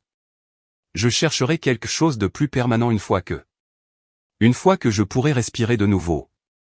J'ai hoché la tête. Elle a expiré longuement et brisé. Je pensais que tu te battrais pour moi. Je l'ai fait, dis-je, avant que je ne réalise que la personne pour qui je me serais battu était partie. Elle a fermé les yeux. Des larmes ont coulé, mais elle ne les a pas essuyées. Je suis désolé, murmura-t-elle. Je sais, ai-je répondu, et je te crois, mais les excuses sont des graines. Elles ne changent pas la récolte dans laquelle nous nous trouvons. Elle a laissé échapper un petit son blessé. Pas un sanglot, une prise de conscience. Nous sommes restés ainsi longtemps. Pas de mots, pas de secours, juste deux personnes à la fin de quelque chose. Quand elle s'est levée, elle a hésité comme si elle voulait me prendre la main. Mais elle ne l'a pas fait. C'était une croissance, aussi. Elle est entrée. Je suis resté sur les marches, regardant la rue, respirant. Pas soulagé, pas triste, juste stable. Parce que la conclusion n'est pas le moment où quelqu'un part. La conclusion est le moment où vous n'avez plus besoin qu'il reste. Et j'y étais parvenu. Elle est partie tôt le lendemain matin. Pas d'adieu dramatique, pas de dernière supplique, pas de regard persistant avec une musique cinématographique qui monte derrière. Juste le son sourd des roulettes de valises roulant sur le parquet et le léger clic de la porte d'entrée qui se ferme. Je l'ai entendu s'arrêter sur le porche, probablement prenant une dernière bouffée de la vie qu'elle abandonnait, mais je ne suis pas allé à la fenêtre pour la regarder. Je n'en avais pas besoin. Le mariage avait pris fin bien avant le départ physique. Les adieux sont des formalités. Celui-ci ne nécessitait aucune cérémonie. La maison semblait plus grande après son départ. Pas plus vide, plus grande, plus d'espace, plus d'air, plus d'intégrité structurelle sans le poids de la prétention. Je suis resté un moment dans le salon, regardant l'empreinte sur le coussin du canapé où elle avait l'habitude de s'asseoir. Puis je me suis habillé et suis sorti. Le matin était calme, lavé de pâle par la lumière du soleil matinal, un calme propre. Pas un silence d'évitement, mais un silence d'accomplissement. Je me suis tenu sur le porche et j'ai respiré profondément. Ce n'était pas une perte. C'était de la clarté. Et maintenant que je ne réagissais plus à la trahison, j'étais libre d'agir avec intention. La première étape n'était pas émotionnelle. Elle était logistique. J'ai ouvert un nouveau compte bancaire, séparé les finances restantes, documenté l'inventaire des biens, consulté un avocat. Non pas pour me battre, non pas pour punir, mais pour finaliser. Je ne voulais pas laisser de fissures pour que l'avenir saigne. La précision est une miséricorde dans des situations comme celle-ci. Plus la coupe est nette, plus la guérison est rapide.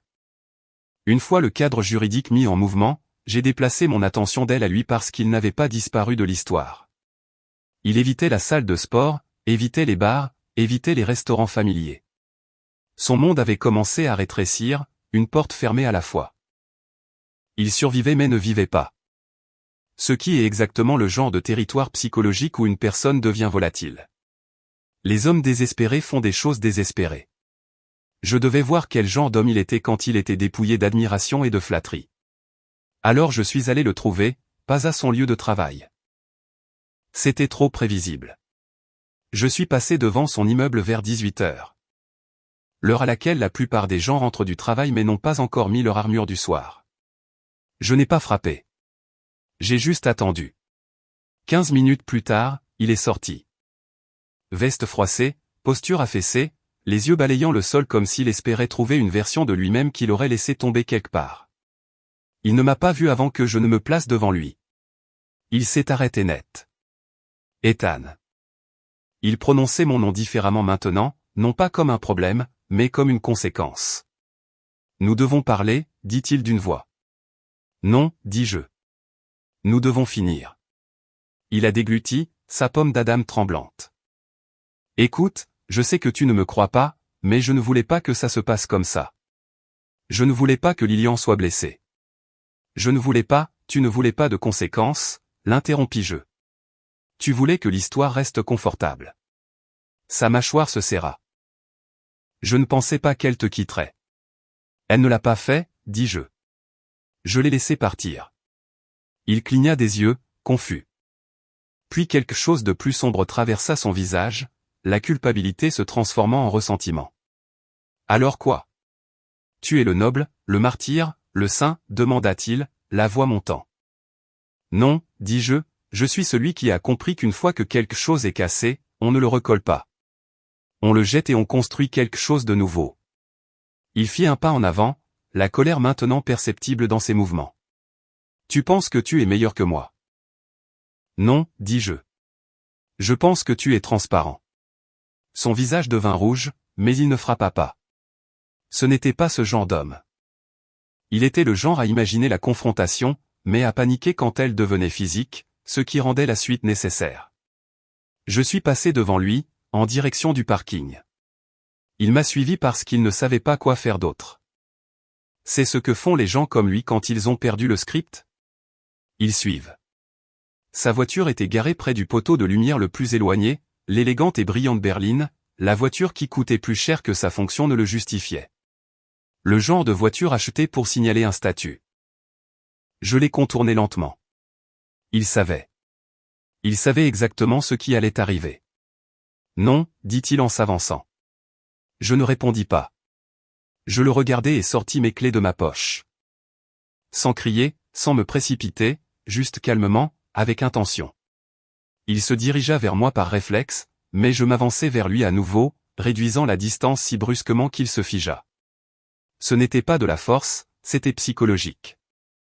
La proximité lui rappela le jour devant la salle de sport, le jour où il réalisa qu'il ne pouvait plus contrôler le récit. Recule, dis-je doucement. Il le fit. Et puis je traînai les dents métalliques de la clé sur toute la longueur de la peinture de sa voiture. Une ligne lente, non frénétique, non destructive pour le plaisir de détruire, juste permanente. Le bruit du métal contre la peinture est inimitable. Le genre de son qui réécrit la mémoire. Il resta là, la main sur la bouche, respirant comme s'il avait oublié comment réguler l'oxygène. Ce n'est pas de la violence, dis-je. C'est de la ponctuation. Sa voix se brisa quand elle revint enfin. Pourquoi? Pourquoi ça? Parce que cette voiture est la version de toi-même que tu voulais que le monde croie, dis-je. Et maintenant, chaque fois que tu la regarderas, tu verras la vérité à la place. Ses épaules s'affaissèrent. Il ne pleura pas. Il ne cria pas. Il n'attaqua pas. Il accepta simplement. Ce fut le moment où il comprit qu'il n'y avait plus de façade à sauver. Le récit était parti. L'image était partie. L'illusion était partie. Il murmura. Qu'est-ce que je fais maintenant? Tu commences à être une personne au lieu d'une performance, dis-je. Ou tu continues à faire semblant et tu te brises à nouveau plus tard. Ton choix. Il hocha lentement la tête.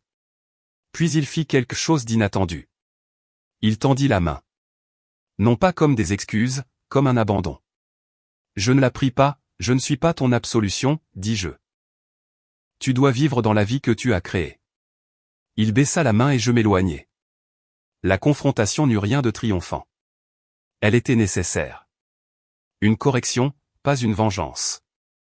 Un ajustement du récit. Le lendemain, j'ai fait un petit sac et suis parti de la ville avant le lever du soleil. J'avais besoin de distance, non pas d'elle, non pas de lui, mais de la version de moi-même qui vivait encore dans cette maison. J'ai roulé jusqu'au lac, celui que nous visitions en été, celui où nous faisions semblant que le monde était simple. L'eau était calme, le ciel doux. Je me suis assis au bord de l'eau, chaussures enlevées, pieds dans le sable froid. Je n'ai pas pleuré. Je n'ai pas souri. J'ai juste respiré. Et pour la première fois, le souffle ne me semblait pas lourd. Puis j'ai entendu des pas derrière moi. Lents, s'approchant. Je n'ai pas eu besoin de me retourner pour savoir qui c'était. Lilian s'est assise à côté de moi. Pas assez près pour toucher, mais assez près pour être reconnue. Je suis venu dire au revoir, dit-elle doucement. J'ai hoché la tête. Pas de colère, pas de désir, pas de douleur, juste de la reconnaissance. Elle a regardé l'eau. J'ai tout gâché. Non, dis-je, tu as tout révélé. Elle a fermé les yeux. Je ne sais pas comment vivre avec ça, murmura-t-elle. Tu apprends, dis-je, de la même manière que moi, en te réveillant demain et le jour suivant et le suivant. Finalement, la culpabilité se transforme en compréhension, et la compréhension se transforme en autre chose si tu la laisses faire. Elle s'essuya la joue. Me pardonnerais-tu un jour? J'y ai pensé. Vraiment. Puis j'ai répondu honnêtement. Oui. Elle a inspiré brusquement. Mais le pardon ne signifie pas le retour, ai-je ajouté. Elle a expiré lentement, comme en relâchant un souffle retenu depuis des mois. Au revoir, Ethan, dit-elle. Au revoir, Lilian. Elle s'est levée, s'est éloignée, n'a pas regardé en arrière, et je suis resté là sur le rivage, respirant, toujours calme, changé, pas guéri, pas entier, juste en train de devenir. Et l'histoire n'était pas finie. Pas encore. Le monde n'avait pas vu la forme finale de ce que je devenais. La tempête n'était pas terminée. Elle était juste en train de toucher terre. Je suis resté au bord du lac pendant des heures. Le soleil s'est levé complètement, transformant le ciel du gris sourd en un or doux. Des canards se déplaçaient lentement à la surface comme des coups de pinceau. Une barque de pêcheurs dérivait en silence. Le monde, dans son infinie subtilité, continuait d'être le monde. Il n'y a pas eu de transformation dramatique, pas de tonnerre, pas de clarté cinématographique, juste le poulant et régulier d'être en vie. C'était suffisant. Finalement, je me suis levé et j'ai marché le long du rivage. Le sable était frais et fin sous mes pieds. L'air sentait le pin, l'eau et le calme. J'ai trouvé l'ancien quai, le même quai où elle avait une fois posé sa tête sur mon épaule et m'avait dit qu'elle se sentait le plus en sécurité avec moi. C'est drôle comme la mémoire n'efface pas la beauté, même quand la beauté vient de quelque chose de cassé. Je me suis assis au bord du quai et j'ai laissé mes jambes pendre sur le côté. L'eau était froide quand j'y ai trempé mes orteils. Assez froide pour me rappeler que j'étais toujours là. Cela importait. L'existence importait. Même maintenant, surtout maintenant, j'ai pensé à l'enfant qui allait naître dans cette histoire. Pas un symbole, pas une réparation, une personne, un commencement séparé des fins qui l'avaient précédé. J'ai imaginé le tenir. J'ai imaginé le poids, la chaleur, la responsabilité. Cela ne me faisait plus peur. Cela m'humiliait. Il y avait une différence. Le vent a tourné. Une petite brise a ridé l'eau. J'ai fermé les yeux. Le temps a passé. Peut-être des minutes, peut-être des heures. Et puis j'ai entendu d'autres pas. Ceux-ci étaient plus fermes, plus ancrés. Pas d'hésitation. Je pensais te trouver ici, dit Tommy, s'asseyant à côté de moi sans attendre la permission. Je n'ai pas répondu tout de suite. Je n'avais pas besoin. Il m'a tendu un thermos. Le café était encore chaud. Elle est venue, a-t-il demandé. Oui, et elle a dit au revoir. Il a hoché la tête lentement. Comment ça s'est senti? Nécessaire, dis-je. Il a pris une gorgée de son propre café. C'est généralement ce que les fins ressentent quand elles sont réelles. Nous sommes restés là en silence qui n'était pas lourd, juste présent, partagé. Il s'est appuyé sur ses mains. Alors quoi maintenant? J'ai regardé un oiseau planer bas au-dessus de l'eau avant de répondre. Je recommence avec l'enfant. Avec moi-même, dis-je, l'enfant n'est qu'une partie de l'histoire, pas la raison, pas la justification, juste le prochain chapitre. Il a souri d'un air narquois. Tu sais, la plupart des gens ont un tournant dramatique dans leur vie. Toi. Tu les empiles comme des réalisations. J'ai ri une fois. Pas un rire amer. Un vrai rire. Petit, mais réel. Peut-être que j'en avais besoin, dis-je. Certaines personnes apprennent lentement. Il a cogné légèrement son épaule contre la mienne. Non, tu apprends juste profondément. Nous sommes restés ainsi un moment. Puis il a dit, tu veux retourner en ville dans un instant? Tu veux de la compagnie? Non, dis-je, mais gentiment. J'ai besoin de finir quelque chose seul. Il s'est levé, sans offense. C'était pourquoi il était mon ami. Il n'essayait pas de réparer des choses qui n'avaient pas besoin de réparation. Je serai au restaurant, dit-il. Quand tu seras prêt. J'ai hoché la tête. Il s'est éloigné. Je suis resté. Le ciel commença à changer de nouveau, passant de la lumière du matin à la certitude éclatante de l'après-midi. Le monde continuait de bouger comme il le fait toujours. Le temps ne me demanda pas ce dont j'avais besoin. Il continua simplement.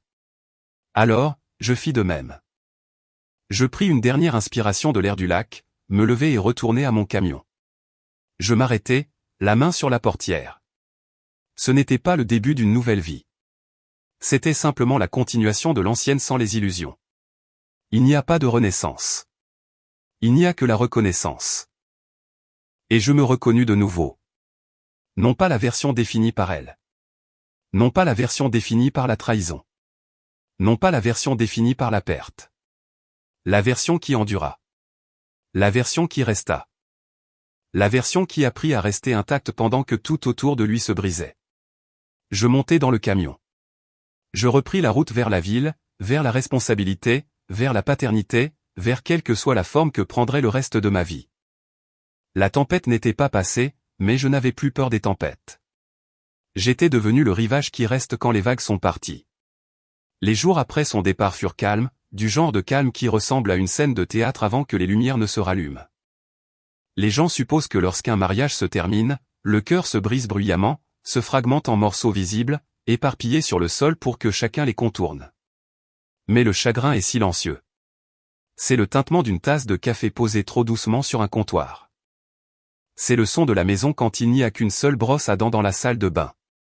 C'est remarquer que le côté du lit qui abritait autrefois un corps respirant et chaud n'est plus que matelas et souvenirs. Je me suis adapté rapidement, plus vite que je ne m'y attendais. Elle ne me manquait pas. La version de la vie que je pensais que nous construisions me manquait. Et une fois que j'ai réalisé que cette version était un fantôme, je n'en ai plus fait le deuil. Les fantômes ne peuvent pas être tués. Ils ont juste besoin d'être reconnus et ensuite autorisés à quitter la pièce. Les gens en ville ne me traitaient plus comme une tragédie. Ils me traitaient comme autre chose. Quelque chose qu'ils ne savaient pas comment définir. Pas de pitié, pas d'admiration, pas de peur, du respect, peut-être, mais un respect silencieux. Le genre que l'on donne à quelqu'un qui a traversé le feu sans crier. Je suis allé au travail. J'ai réparé des machines. Je suis rentré. J'ai préparé le dîner pour moi-même. J'ai dormi. La routine ne m'a pas seulement stabilisé. Elle m'a reconstruit.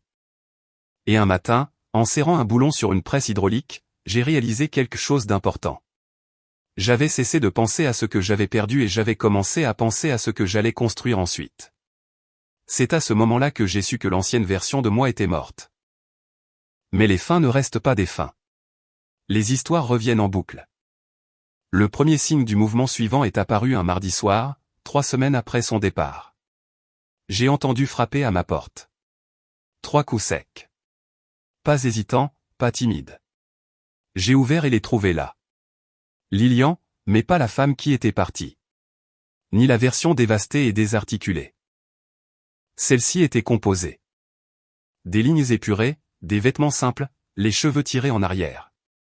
Le genre de look que l'on porte quand on se tient ensemble grâce à une discipline brute. Je ne savais pas où aller d'autre, dit-elle. Je l'ai laissée entrer, non par désir, mais parce que la renvoyer impliquerait un investissement émotionnel. Je n'avais plus d'investissement. Elle est entrée, a regardé autour du salon comme si elle essayait de comprendre comment l'espace pouvait lui sembler si étranger après avoir été le sien pendant des années. Elle s'est assise. Je n'ai pas offert de thé ni d'eau. Elle n'a pas demandé. Ils ont viré Nathan, dit-elle finalement. Pas d'indemnité de départ, pas de lettre de recommandation. Il devra déménager s'il veut travailler dans le même domaine. J'ai hoché la tête. J'en avais déjà fait l'hypothèse. Et toi, ai-je demandé. Elle a baissé les yeux sur ses mains. J'ai démissionné. Ils ne m'ont pas viré, mais c'était impossible. Personne n'a rien dit, mais je le sentais à chaque seconde.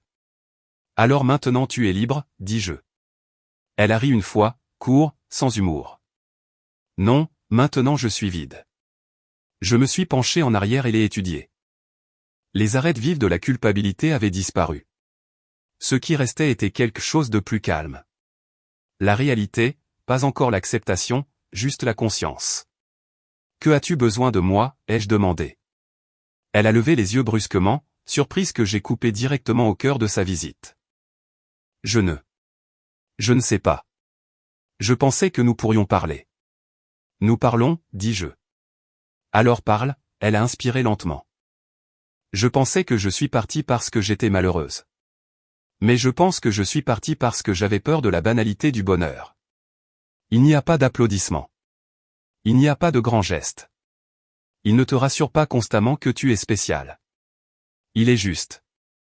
Et je ne savais pas. Comment juste être? C'est honnête, dis-je. Et rare. Mais l'honnêteté ne répare pas le mal. Elle a hoché la tête. Je sais. Le silence de nouveau, mais pas l'ancien silence pesant. Celui-ci n'était qu'espace. Je ne suis pas venu ici pour te demander de me reprendre, dit-elle.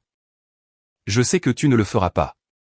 Je suis venu ici parce que je ne voulais pas que la dernière version de moi dont tu te souviens soit celle qui a tout détruit. J'y ai réfléchi. Tu ne contrôles pas la façon dont les gens se souviennent de toi, dis-je. Tu contrôles seulement qui tu es quand ils te revoient. Son souffle trembla. Alors, que vois-tu maintenant? Une personne que j'ai aimée, dis-je. Une personne que je ne déteste pas. Une personne dont je n'ai plus besoin. Elle ferma les yeux. Une larme coula, mais une seule. Et elle ne l'essuya pas. Je reste chez ma sœur pour l'instant, dit-elle. J'ai hoché la tête. Elle se leva et, un instant, juste un instant, elle tendit la main comme pour toucher mon bras, mais elle arrêta sa main avant qu'elle n'entre en contact. Et cette retenue me dit tout ce que j'avais besoin de savoir. Elle avait enfin appris le coup de l'intimité présumée. Elle partit et la maison ne sembla pas vide. Elle sembla équilibrée, stable. À moi. Le lendemain matin était gris. Pas gris d'orage, pas dramatique, juste calme. Une couleur d'immobilité. Le genre de matin qui ne s'annonçait pas, ne demandait rien. Il existait simplement, un espace entre ce qui s'était passé et ce qui allait venir. Je suis resté longtemps dans mon camion devant la maison. La maison semblait plus petite maintenant, pas physiquement, juste réduite, comme si les murs avaient expiré et lâché le poids dont nous l'avions rempli. Je tenais la clé dans ma main, sans la serrer, sans la tourner, juste la tenant, sentant sa forme, son poids, le souvenir de la porte qu'elle ouvrait. Je ne revenais pas pour elle. Je ne revenais pas pour des excuses ou une conclusion ou des réponses. Je revenais pour retrouver la version de moi-même que j'avais laissée derrière moi en aimant quelqu'un qui ne pouvait pas m'aimer en retour de la même manière. La version de moi-même qui croyait que si l'on donnait assez, sacrifiait assez, restait assez loyal, l'amour tiendrait. Cette version de moi était toujours à l'intérieur de cette maison, et il fallait la faire sortir. Je suis sorti du camion et j'ai marché jusqu'à la porte d'entrée. La clé s'est glissée facilement dans la serrure, comme si elle l'attendait. La porte s'est ouverte sans résistance. L'odeur m'a frappé en premier. Lessive. Vanille. La faible trace de son parfum, celui qu'elle mettait avant de partir travailler. Son rire vivait dans ses murs comme un son qui avait pénétré trop profondément pour être effacé. Je suis entré. Le silence m'a accueilli comme une chose vivante. Je n'ai pas allumé les lumières. Je n'en avais pas besoin. Je connaissais chaque angle de cet endroit, chaque rainure du sol, chaque espace où nous étions trop proches, chaque endroit où nous nous étions trop éloignés. Mais pas résonner plus lourd maintenant. Pas physiquement, juste de la manière dont le poids agit quand la mémoire repose sur vos épaules. La maison ne m'accusait pas. Elle ne m'accueillait pas non plus. Elle retenait simplement ce qui avait été. Je marchais lentement dans le couloir, comme si je traversais un musée de la mémoire organisé par quelqu'un qui voulait être gentil mais ne pouvait éviter la vérité. La table à manger où elle m'avait dit qu'elle avait besoin d'espace. Le comptoir de la cuisine où elle riait en lui envoyant des SMS, pensant que je ne remarquais pas la différence dans son sourire. Le canapé où j'ai dormi la nuit où je savais mais ne le disais pas encore. L'escalier où nous nous sommes embrassés sans autre raison que le fait que nous aimions être proches. Nous avions vécu ici. Nous avions créé quelque chose de réel ici et elle l'avait détruit ici aussi. Les deux vérités coexistaient. J'atteignis la porte au bout du couloir. La chambre du bébé, la dernière pièce inachevée. Je l'ouvris. L'air à l'intérieur était toujours doux, comme un souffle retenu, comme une attente. Les murs étaient à moitié peints. Du ruban adhésif bordait encore les bords où nous avions prévu de terminer la garniture le week-end suivant. Le berceau était toujours non assemblé. La petite commode était vide. Une chaise berçante dans le coin, inutilisée. Et à côté de la chaise, une boîte scellée. Pas la mienne, pas celle de sa sœur, pas quelque chose que nous avions laissé par accident. Une nouvelle boîte avec une écriture manuscrite sur le dessus, pour quand il sera prêt. Je la fixai longtemps. Non pas avec peur, juste avec reconnaissance. C'était la sienne, son adieu, sa tentative d'un geste de responsabilité, de culpabilité, d'amour, tout ce qu'elle pouvait gérer tout en se tenant dans les ruines qu'elle avait contribué à créer. Je m'agenouillai à côté d'elle. Je ne l'ouvris pas. Pas encore. La pièce inachevée ne concernait pas ce qu'elle avait laissé. Elle concernait qui j'avais été quand j'avais peint ces murs. Je me suis plutôt assis dans le fauteuil à bascule. Il a grincé doucement, le son doux et fatigué, comme s'il se souvenait quand nous l'avions testé ensemble au magasin. Quand elle s'était assise dedans en riant et avait dit qu'elle s'endormirait probablement en le tenant. J'ai fermé les yeux. Je n'ai pas repoussé les souvenirs. Je les ai laissés venir. Les bons, les dévastations, les presque, les choses que je n'ai pas dites quand j'aurais dû, les choses que je croyais être éternelles. Cela ne m'a pas brisé. Pas maintenant. Parce que cette fois, je n'essayais de rien retenir. Je lâchais prise. J'ai ouvert les yeux et j'ai finalement touché la boîte. J'ai soulevé le couvercle. À l'intérieur, il y avait de petites choses. Pas des excuses, pas des explications, des objets. Une petite grenouillère blanche avec un ours de dessin animé dessus. Une carte sans message à l'intérieur. Juste un espace vide qu'elle n'avait pas su remplir. Une photographie imprimée de nous d'avant tout. Celle que j'avais cessé de regarder parce qu'elle faisait trop mal. Et au fond, une note pliée en deux. Je l'ai dépliée. Son écriture tremblait. Je ne sais pas comment aimer comme tu as aimé. Je pensais que je savais. Je pensais que c'était suffisant. Je n'ai pas réalisé que l'amour pouvait être sûr. Réel et silencieux. J'ai continué à courir après le genre d'amour qui brûle parce que j'avais peur de celui qui reste. Je sais que je nous ai brisés. Je sais que je t'ai brisé. Mais tu seras un bon père. Le genre que je n'ai jamais eu. J'espère que tu te pardonneras un jour de m'avoir aimé. Il n'y avait aucune manipulation dans les mots, aucune supplique, aucune justification, juste la vérité. Et dans cette vérité, il y avait quelque chose à quoi je ne m'attendais pas. Du regret. Pas le genre de performance, le vrai genre. J'ai replié la note lentement et l'ai remise dans la boîte. Je n'ai pas pleuré. Non pas parce que je ne pouvais pas, mais parce que le chagrin avait enfin terminé son arc. Je me suis levé. La pièce ne me retenait plus. La maison non plus. J'ai ramassé le pingouin en peluche par terre et je suis sorti. J'ai fermé la porte derrière moi et j'ai glissé la clé sous le paillasson. Non pas parce que je fuyais, mais parce que j'avais fini. Alors que je retournais au camion, la lumière du matin changea. Pas brillante, pas dramatique, mais claire. Le genre de lumière qui vient après une tempête, non pas pour célébrer, mais pour révéler ce qui a survécu. J'ai démarré le moteur.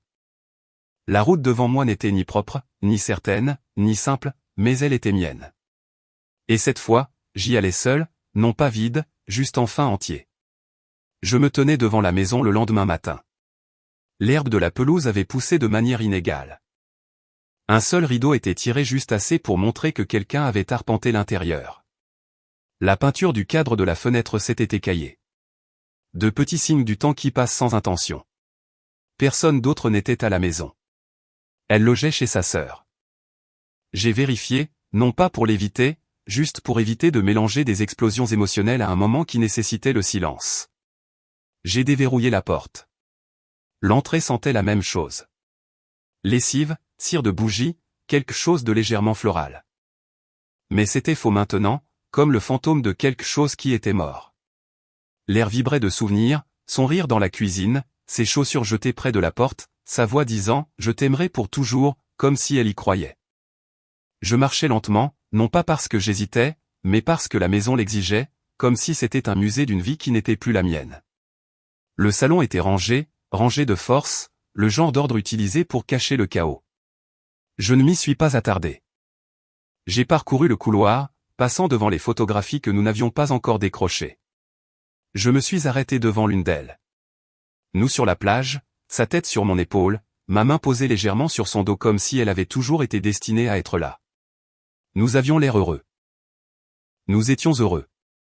C'était la pire partie. Les gens disent toujours qu'il y a dû y avoir des signes avant-coureurs, que quelqu'un sait toujours que l'on peut sentir la trahison. Parfois, on ne peut pas. Parfois, on aime quelqu'un si honnêtement que le mensonge se glisse doucement et invisiblement. La dernière porte au bout du couloir était légèrement ouverte. La chambre du bébé. Nous l'avions peinte ensemble avant que je ne connaisse la vérité. Des murs vert sauge clair.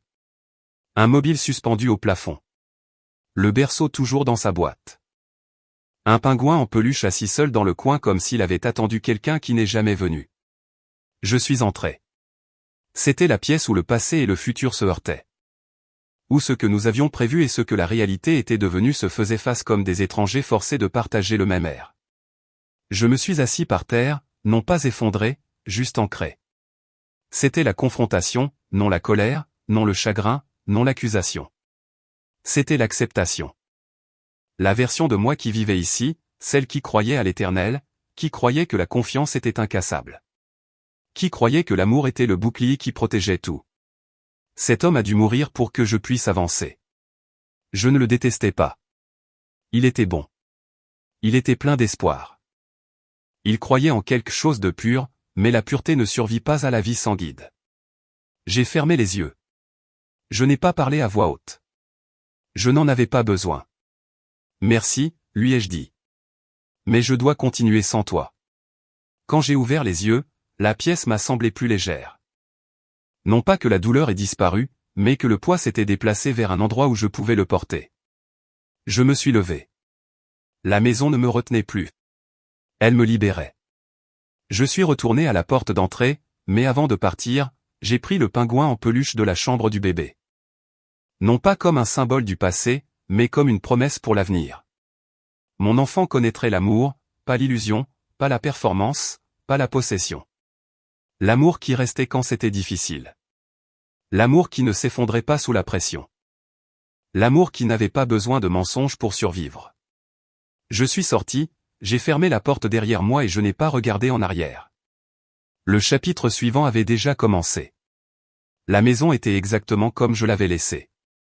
Lumières éteintes, vaisselle propre, air immobile.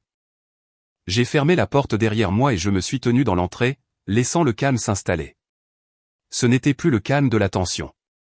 C'était le calme de la fin, le calme d'un livre dont les dernières pages n'ont pas été écrites, mais dont l'histoire est déjà terminée. J'ai traversé la pièce lentement, ne touchant rien, laissant le poids de la mémoire s'installer là où il devait s'installer.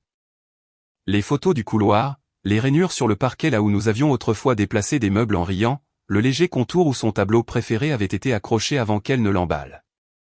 Je ne me sentais pas sentimental. Je ne me sentais pas engourdi. Je me sentais pleinement présent, complètement.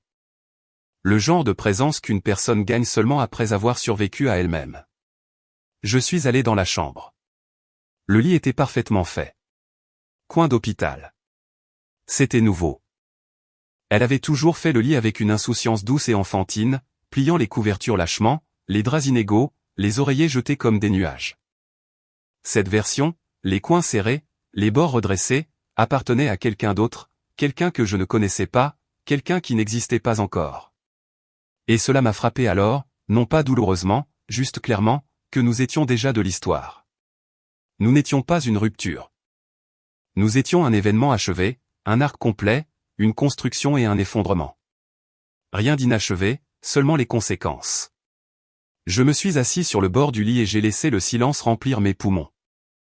Puis je me suis levé, suis allé au placard, et descendu la boîte que je n'avais pas touchée depuis des années.